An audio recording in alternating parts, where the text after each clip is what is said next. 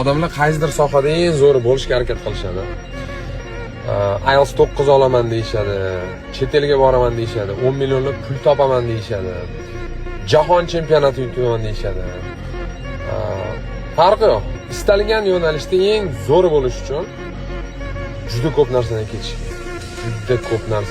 kerak. Choyxonalarga bormaysizlar, ozonda turishingiz kerak, mehnat qilishingiz kerak. Har bir sekund vaqtinglarni, har bir bo'sh qolgan sekund vaqtinglarni, minut vaqtinglarni aynan shu maqsadingizga erishish uchun sarflasangizgina umumiy qolganlardan shu yo'nalishda haqiqatan eng zo'ri o'shanda bo'la olasiz. O'shanda ham garantiya yo'q. Chunki siz bitta bo'lmaysiz shunaqa. Sizga o'xshab xuddi shunaqa o'zini berib yuboradigan inson bo'ladi qachon. Lekin bu siz hech qanaqa emas. Shundan qancha erta tushunsangiz, shunchalik yaxshi. Ko'p mehnat oz natija keltirish mumkin.